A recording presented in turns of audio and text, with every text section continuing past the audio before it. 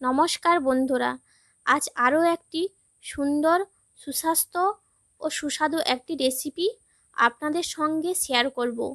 তা হলো ঝিঙের ঝোল বা ঝিঙে চিংড়ির ঝোল। চলুন শুরু করা যাক আজকের রেসিপি। ভিডিওটি শেষ পর্যন্ত দেখার অনুরোধ রইল। কড়াইতে তেল গরম হয়ে গেলে দিয়ে দেব চিংড়ি মাছ। এখানে আমি ছোট ছোট চিংড়ি মাছ নিয়েছি। আপনারা চাইলে বড় চিংড়ি মাছও নিতে পারেন।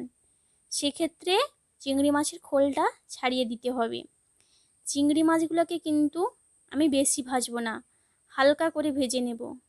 চিংড়ি মাছগুলো ভাজা আমার হয়ে গেছে, এগুলোকে আমি তুলে নেব। তারপর কড়াইতে তেল দিয়ে দেব আলু। এগুলো ছোট ছোট করে কেটে নিয়েছি। আলুগুলোকে 3 থেকে 4 মিনিট ধরে সামান্য ভেজে নিতে হবে। এর ওপরে দিয়ে দেব আগে থেকে কেটে রাখা ঝিঙে। আলু আর ঝিঙেকে একসঙ্গে ভেজে নেব। এতে কোনোরূপ নুন বা হলুদ দেওয়া হয়নি, কারণ নুন দিলে ঝিঙে থেকে জল ছাড়তে শুরু করবে, ঝিঙেটা ভালো করে ভাজা হবে না। ঝিঙে ভাজার সময় গ্যাসের ফ্লেমটা কিন্তু হাই রাখতে হবে, না হলে ঝিঙে থেকে জল ছাড়তে শুরু করবে। ঝিঙে আর আলু ভালো করে ভাজা হয়ে গেছে, এগুলোকে আমি একটা পাত্রে তুলে নেব। রান্নার শুরুতে কড়াইতে দিয়ে দেব সরষের তেল। সরষের তেলটা আপনারা যে যার পছন্দ অনুযায়ী দেবেন। তেলটা গরম হয়ে এলে এতে দিয়ে দেব 2টো শুকনো লঙ্কা। লঙ্কা ভাজা ভাজা হয়ে এলে এখানে অ্যাড করব ফোড়ন। ফোড়নটা ফুটে এসেছে, এর ওপরে দিয়ে দেব একটা তেজপাতা। সামান্য একটু নেড়ে নিয়ে এর ওপরে দিয়ে দেব পেঁয়াজ কুচি। এখানে 2টো পেঁয়াজ কুচি আমি নিয়েছি। পেঁয়াজটাকে কিন্তু একটু সময় ধরে ভেজে নিতে হবে, তাতে পেঁয়াজটা ভালোভাবে ভাজা হয়ে যাবে এবং তরকারিটাও খেতে খুব ভালো লাগবে।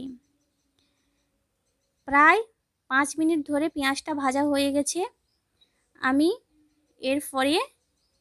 এর ওপরে দিয়ে দেব হলুদ গুঁড়ো আর দিয়ে দেব কাশ্মীরি লঙ্কা গুঁড়ো। কাশ্মীরি লঙ্কা গুঁড়ো দিলে তরকারিটার কালার কিন্তু খুব ভালো আসে। আর দিয়ে দেব পরিমাণ মতো লবণ। আগে কিন্তু কোনোরূপ লবণ দেওয়া হয়নি, তাই লবণটা একটু দেখে দিতে হবে। সমস্ত উপকরণগুলোকে একটু ভালোভাবে নাড়িয়ে নেব। এর ওপরে দিয়ে দেব সামান্য পরিমাণ জল, যাতে মশলাটা ভালোভাবে কষানো হয়ে যায়। মশলার ওপর থেকে কিন্তু তেল ছাড়তে শুরু করেছে, মশলাটা ভালোভাবে কষানো হয়ে গেছে। দেখতেই পাচ্ছেন কালারটা কি সুন্দর হয়েছে। তারপর দিয়ে দেব আগে থেকে ভেজে রাখা আলু আর ঝিঙেগুলো। এগুলোকে ভালোভাবে মশলার সঙ্গে মাখিয়ে নেব। ভালোভাবে মশলার সঙ্গে মাখানো হয়ে গেছে, একটা ঢাকনা দিয়ে 5 মিনিটের জন্য রেখে দেব। ফিরে এলাম 5 মিনিট পর। ঝিঙে থেকে জল ছাড়তে শুরু করেছে। এই সময় এর ওপরে দিয়ে দেব আগে থেকে ভেজে রাখা চিংড়ি মাছগুলোকে। আমি এখানে 250 গ্রাম চিংড়ি মাছ, 500 গ্রাম ঝিঙে এবং 200 গ্রাম আলু নিয়েছি।